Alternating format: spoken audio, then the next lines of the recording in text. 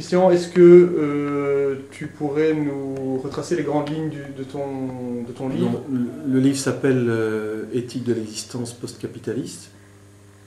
Donc c'est un livre d'éthique, ça veut dire que c'est un livre qui essaye de proposer des actions à faire. C'est pas juste un constat, ça veut être constructif pour essayer d'avancer et changer les choses. Ça traite de l'existence post-capitaliste, ça veut dire qu'il y a une critique du capitalisme qui est sous-jacente. Et ce que j'essaye de faire, c'est de montrer que, en fait, on est tous ce que j'appelle des êtres capitalistes, c'est-à-dire que le capitalisme, c'est pas juste un système économique, c'est vraiment une façon d'être, une façon de vivre, presque même une façon de nous voir nous-mêmes individuellement. Et à partir de là, il faut reconnaître que c'est pas très facile de critiquer le capitalisme.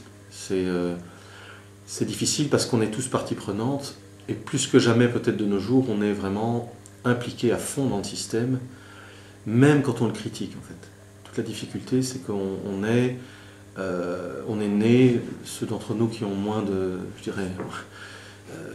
50 ans, ils sont nés dedans, à fond, dans la version la plus hard du capitalisme, j'ai envie de dire. C'est d'où l'acceptation critique, c'était ça? Voilà, alors du coup, il faut effectivement, il faut développer ce que j'appelle une capacité d'accès. Si on veut être un citoyen actif dans le capitalisme, qui ne se laisse pas juste porter par la réalité comme elle est, consommer, travailler, produire, dépenser, etc.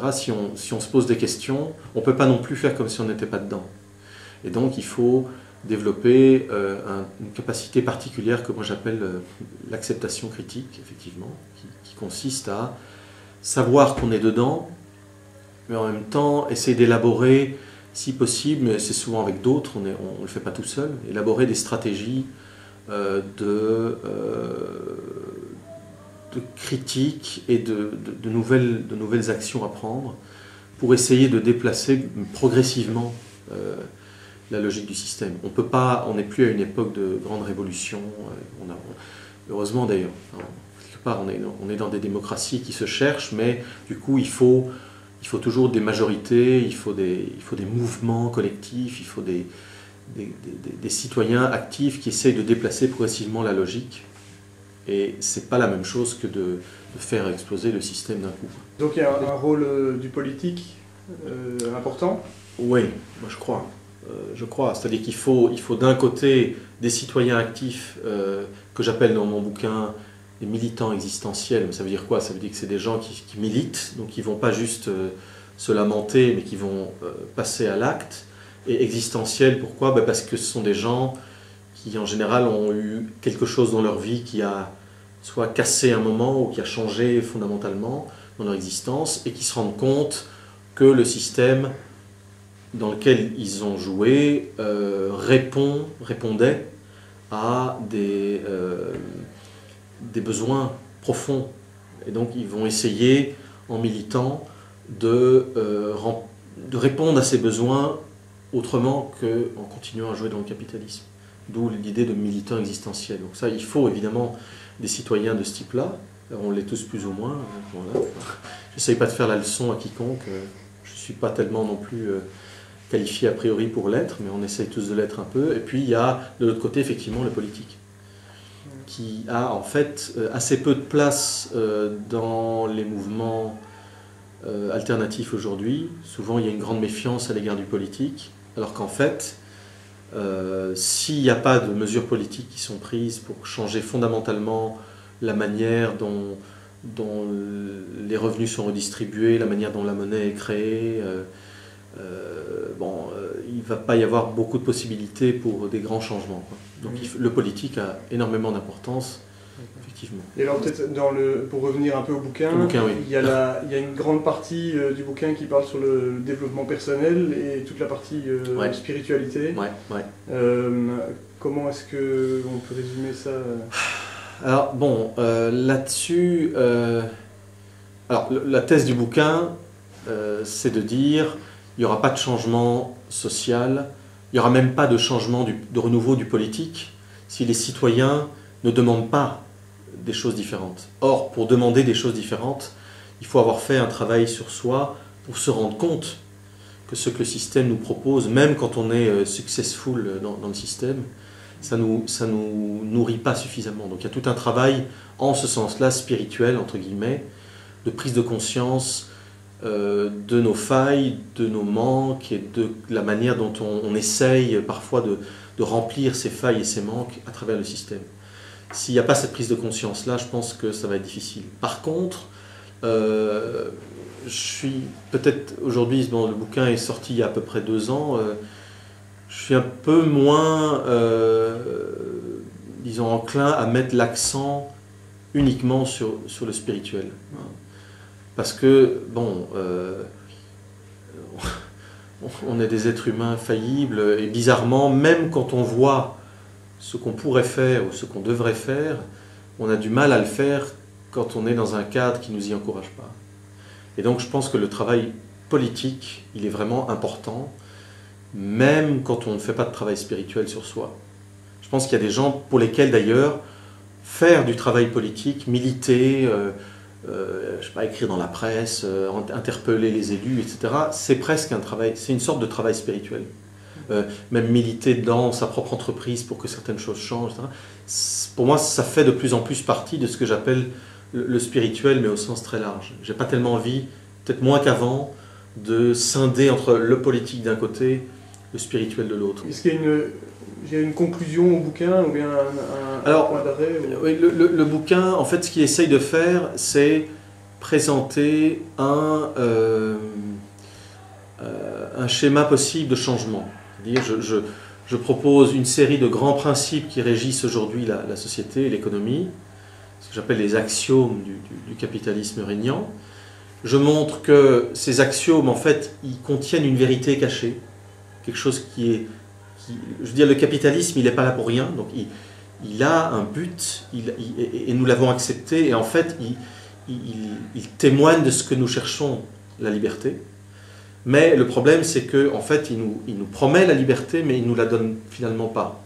Et donc, je me dis, il faut peut-être, plutôt que de tout casser, il faut essayer de retrouver ce qu'on cherche, en fait, dans le capitalisme, en l'ayant perdu, hein, et puis trouver des nouveaux principes qui peut-être réaliseront mieux cette liberté que ce que fait le capitalisme.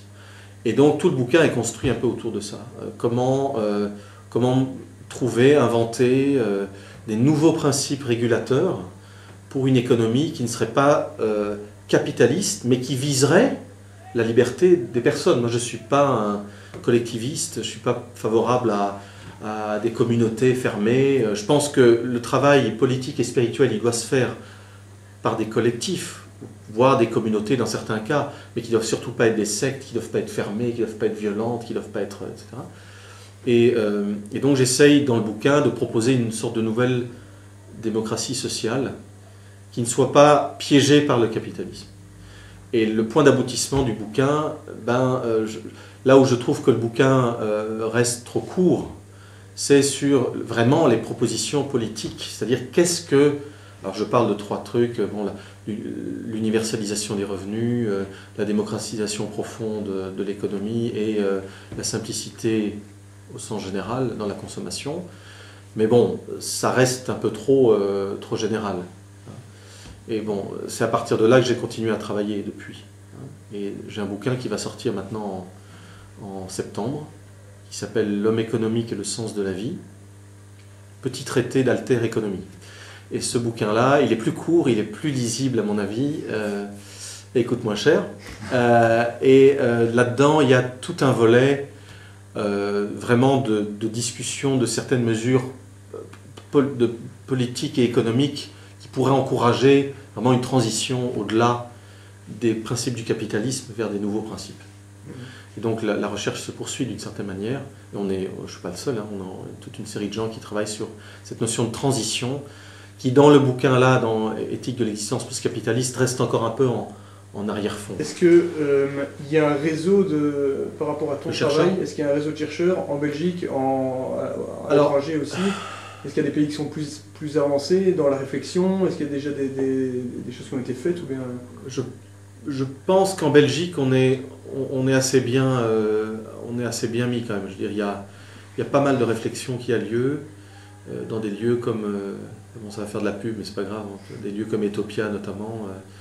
Je pense qu'il y a une... Bon, à l'université, c'est un peu lent à venir, hein, mais ça vient quand même. Il y a une série de gens qui commencent à travailler sur la démocratie d'entreprise, sur de nouvelles formes d'économie. Hein. Je sais qu'il y a toute une série de gens qui vont essayer de se fédérer au niveau international. À Paris, en avril prochain, donc très bientôt, il va y avoir une réunion internationale sur la transition, à laquelle je vais participer, mais où il y aura des chercheurs latino-américains, asiatiques notamment.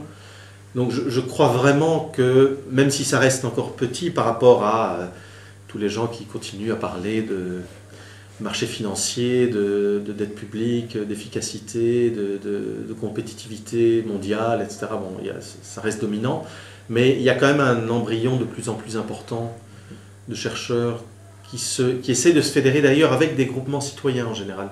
Il y a une vision particulière de la recherche. Ce n'est pas une recherche uniquement justement top-down. C'est une recherche qui essaye d'aller à la rencontre des citoyens, des gens qui agissent déjà dans ces domaines et de regrouper un peu les témoignages, les expériences et d'en faire un peu la théorie, entre guillemets. Et ça, c'est en train de se structurer. Par rapport à ces gens qui sont inquiets de l'idée de simplicité, qu'est-ce que tu auras envie de dire pour les rassurer quelque part pour leur dire, Mais j'ai envie de dire, il faut... on n'a pas le choix, il faut jouer le jeu. C'est évident que tant que le système dominant est celui dans lequel on vit, il est essentiellement propulsé par deux choses. D'une part, le consumérisme et d'autre part, l'argent-dette, c'est-à-dire la monnaie créée par les banques et qui doit rapporter des intérêts. Donc, il faut, si on ne veut pas que tout soit sous forme d'inflation, il faut produire plus chaque année. Personne n'a le choix. Donc, je crois vraiment qu'il faut déculpabiliser, mais à fond, les citoyens, nous-mêmes, tous. Moi, j'aime de moins en moins le discours moralisateur de certaines branches vraiment extrêmes, que ce soit dans l'écologie politique ou dans la gauche anticapitaliste en général. Je veux dire, on est pris dans un truc, il ne faut pas rigoler, quoi. Il ne faut pas croire que quelques cellules citoyennes vont pouvoir tout à coup déloger ça. Et donc, il faut avoir le sens du moyen et du long terme. Il faut jouer sur les deux tableaux. Moi, j'ai un prêt hypothécaire, je rembourse comme tout le monde ma maison à des taux débiles quand je vois ce que ça va me coûter sur 20 ans. Enfin, ma banque est propriétaire de ma maison comme pour vous, j'imagine. Je consomme, ben oui, je consomme. Mais c'est pas pour ça qu'on ne doit pas, en parallèle, commencer à réfléchir, à travailler, à changer des trucs quand on peut. À plusieurs, là où on peut. Et on n'a pas la maîtrise entière des choses. Et donc les citoyens devraient être à la fois contents d'être dans une époque comme la nôtre, parce qu'on est à une époque intéressante, où il y a des choses qui bougent, des idées qui changent, des nouvelles activités qui naissent, et en même temps ne pas se prendre la tête à longueur de temps à culpabiliser. Je crois que c'est ce qui est le mieux. D'ailleurs, c'est cette joie de vivre-là qui permettra les changements. Et en général, la culpabilisation et la crispation sur le moindre écart qu'on fait, aïe aïe aïe, ça mène en général à des impasses politiques, parce que c'est trop dur à vivre. Donc il faut une vigilance et je dirais une certaine détente en même temps. C'est un peu le but des militants existentiels bien compris, quoi.